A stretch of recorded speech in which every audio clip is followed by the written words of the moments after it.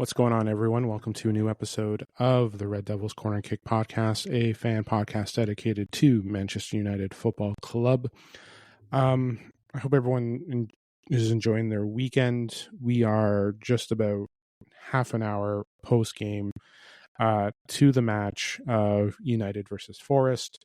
But before we get into the game, like, subscribe, follow, whether you're on Apple Podcasts, Spotify, YouTube, and as well as social media on the Red Devils Corner Kick Pod on for Instagram, Red Devils Corner Kick Pod for TikTok, and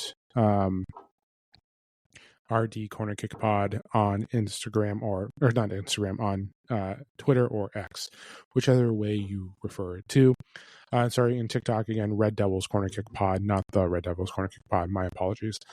But it is titled the Red Devils Corner Kick Pod for it. But in the end, don't forget, again, like, subscribe, follow. Thank you to all those who have just recently subscribed to the channel, followed on social media, whether it's on TikTok, X, or Instagram. And again, thank you to those that recently subscribed to the YouTube channel and those that have been following on Spotify as well. Okay, let's get into the draw of 2-2 versus Nottingham Forest. From the start of the game to the end, you can see that it wasn't the team that we saw in the last 3 weeks. One thing I mentioned in the preview episode is we cannot consider this a trap game. So today, guess what? It was. Well, actually, I should really hold off on that. I should really take that back.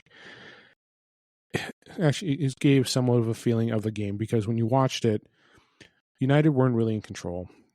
Forest was doing a good job to combat the tactics of our squad. Though we were up 1-0 at half, there were still issues going on in the game. And it showed. Let's not pretend that it was, boom, here we go. It was, we just didn't play very well. And we saw that. And say what you will about the score or about the first goal. Yes, at the end of the day, the ref calls it, and it is what it is. You can't tell whether you are from my angle or any angle. You can't really see until you see the screen itself when you're seeing, hey, this is it could still be in touch, because when you look at it here, the ball's got to be fully over the line. It's hard to say whether the ball is fully over the line, but at the end of the day, the refs made the call, which again led to our first goal, which again we were happy about, and it was a nice header by Casemiro. We go up 1-0. Still the same essence that was going on before the game, even after, or before the goal, even after. There were times where we were struggling. Just everything, again, that we did. And when we went into this game, we definitely struggled. And we couldn't come back. We let in 2 quick goals. Look, and again, Forest still kept applying the pressure. They controlled the midfield. They controlled the outside. They controlled the attack. Actually, a good job to our 3 defenders, Yoro, De Ligt, and Shaw. Again, for what they played and against that attack, they did a good job. Yes, the crosses and the defenders on certain points, it was there. So we saw, again, we saw what happened. But in the end, yes, when I do my players rankings like I always do, you'll see. The one thing too is I wish Ruben had done more. Amarim. I wish Amarim had done more. Had done earlier subs. We did see Dorgu come in for Dalot, who did not play well. Dorgu, I think, played fine. Dalot is the one that did not play well today. There's been discussions on why we think, because again, of experience. But I think it's time to look past that and start bringing Dorgu back in, because we have Tottenham next week. And that is a very important game for next Sunday. So, though we got the point today, which is great, next week we have a game where it's a do or die, and it's a battle with a top 6 squad. And Tottenham has been playing well. Tottenham themselves compared to what we were squad wise. They were always in a better position. But here we are. We have an important game next week. We have to come out with a point with that one. So we have to be smart with our decisions when lining up the squad. Other substitutions like Sesko, Cunha, and Buemo, they couldn't get anything going. They tried to get shots off. The one thing that was driving me nuts was I saw Cunha on the ground a lot. So that definitely played into a factor of, when how his play, like they did get their shots, they did have their opportunities. We did an okay job on the attack. Well, we did an okay job. We tried to get our chances, but we just couldn't capitalize. Sesko, when they tried to field the ball, he couldn't do a touch or close. There were some times where he did make good control and was able to pass up, but we didn't see it. Cunha, with his physicality, it does help him with the control of the ball, but there are sometimes you would see him on the ground more. Bruno, to me, yeah, he had the one shot, but to me, he was non-existent today. The midfield was struggling. If you are United's board and you see Elliot Anderson, you're like, do you still spend the $100 million? No, but do you still look at him as like he would be a fucking perfect fit for the system for a Ruben? He would be. Casemiro with the goal, yes, but still struggled. De Ligt, again, I mentioned the back three. Delo struggled. Ahmad with a wonderful goal to tie it up. He had an opportunity to. There were opportunities. We had our chances, but Sean Dyche did a fantastic job playing against us. Like, give Forest credit for what they did. And again, like I mentioned, this was the type of game that you reference it as a trap game. And it was. The mentality wasn't there. There was no control by us. We definitely didn't play to our strengths. We couldn't control the ball. Again, everything that I've been saying up to those 3 games before we won and everything, consistency, discipline, finish, all 3 of them were not done. I don't care about the header and what Ahmad did. We still didn't do any executions. It wasn't, the finish wasn't executed. We didn't take control. As much as we walked away with a point, and in the end, yes, we haven't lost. We were still in a positive if you look at it. We gained a point. We could move up and all that stuff. But everything talking about the second place and everything. The one thing too is, and this is credit to Ruben this week, he still knows who we are. And even members of the media knew we have to calm down for what we are. We went on a run. Yes, we're in the top 6. We may not be in the top 6 depending on how everyone below us finishes today. But we definitely need to calm down. And this was a perfect reality set.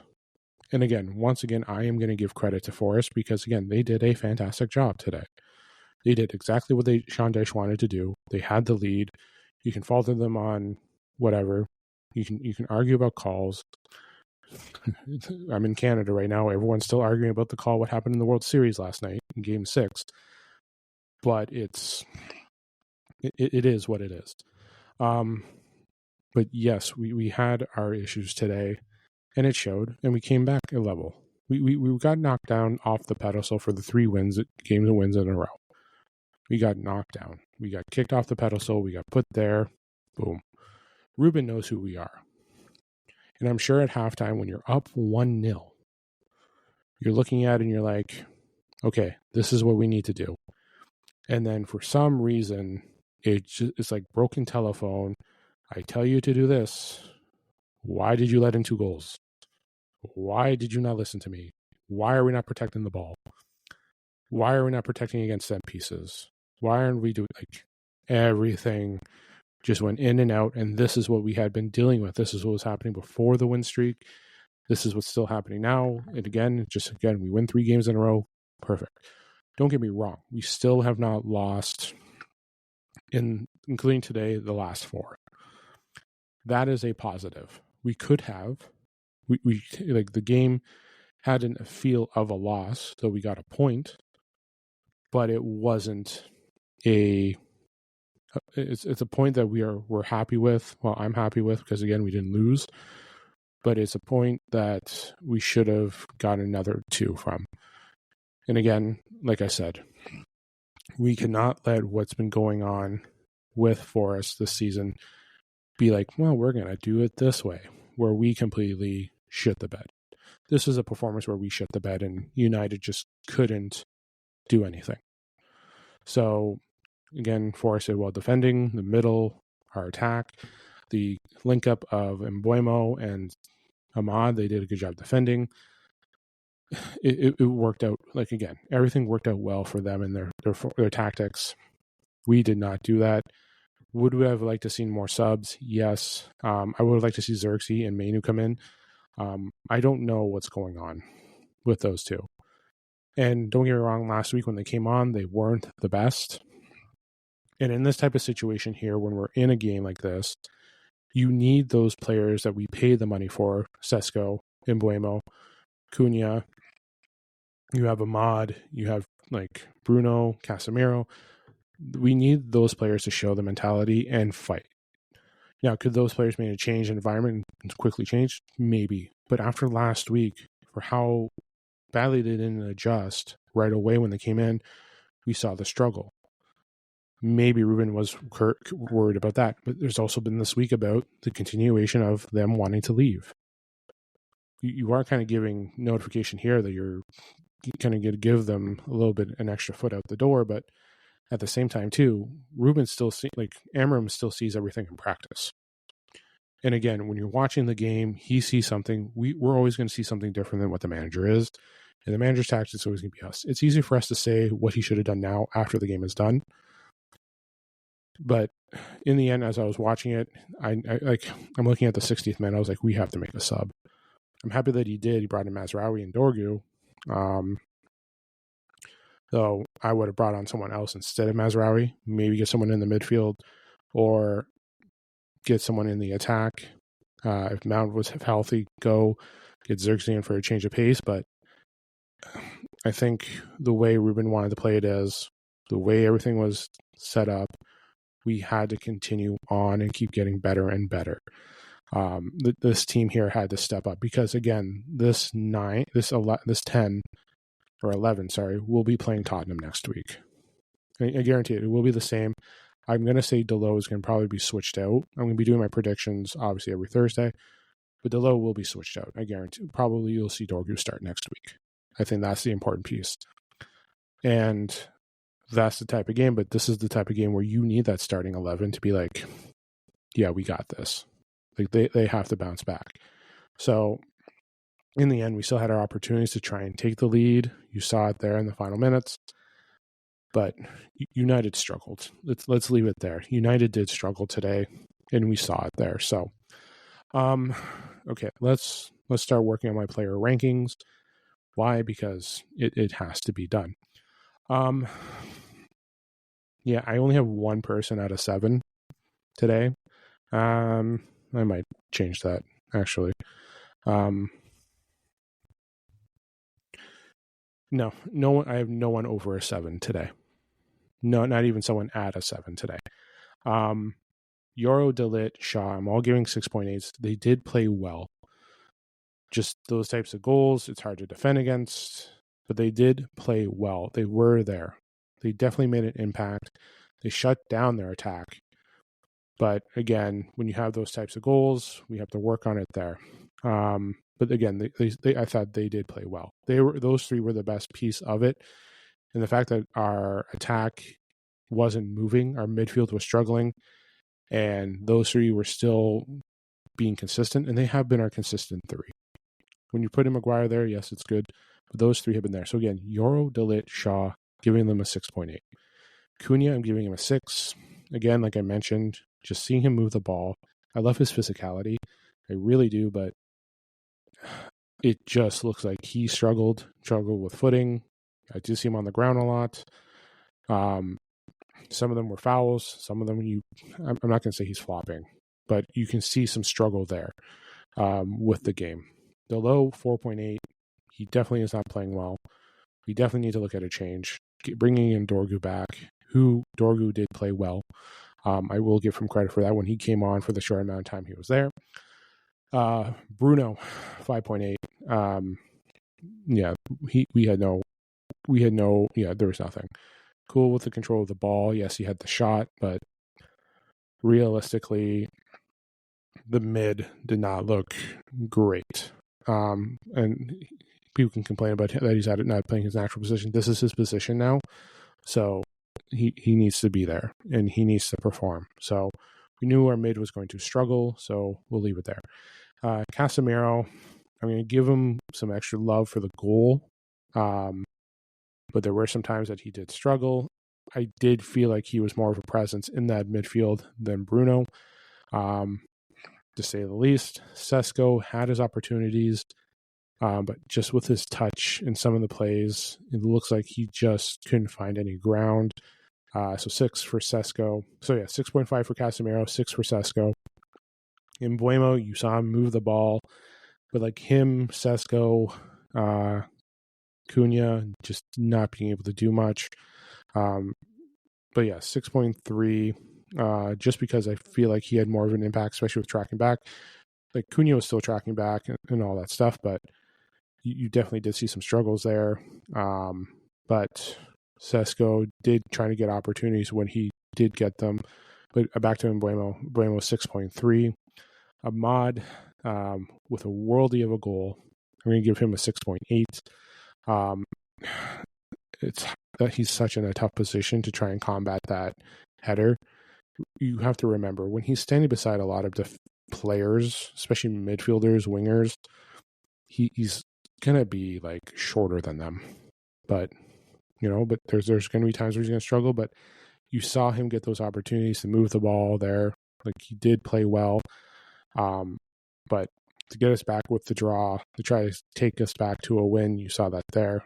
Again, him and Mbeumo together, I do like the pairing on the right. They are good. Lamens, 6.5, made some saves. The 2 goals, hard to defend. It's he's trying to get in the right positions. But to me, 6.5 for him. I think I've had him over in the 7s before, but this is 6.5 for him. Dorgu, 6.3. Again, short minutes, but when he came on, you saw the impact, especially on the attack, the moves, especially him fighting for the ball. You see a couple times able to take back the ball. And then Mazraoui, 5.8. 5.8 for Mazraoui, to say the least. He was there. He played okay. Like again, not like I'm pretty sure this was his first minutes back in a couple of weeks. But still 5.8, not much of an impact. But it's. And to say Dorgu is not a 6.3, like compared to what Delo was doing, Dorgu was way better. You saw the change there. I think Dorgu should be starting next week. Woulda, coulda, shoulda. Like say what I want, but it's this game was a reality setting tie. It was just back to reality tie. That's what it was. It was We showed up, but again, like I mentioned, we couldn't go into this game thinking, oh, we have this draw or whatever. We're going in thinking it's an easy win for them. Struggling, they walked in and they did not play well. Right off the bat, even the first 5 minutes, you can see there's going to be a struggle. You can hope that it gets better and better and better, but there was a struggle in this match, and it was there. So, but yeah, overall, I'm happy we got the point. I'm not happy that we didn't get a win. I'm always going to say I want a United win. Let's not say I'm trying to be arrogant. Like, I always want a United win. I'm always going to go for it. Even when there are people there going and saying we're going to lose, I'm going in with still, like, there's always a chance they can win.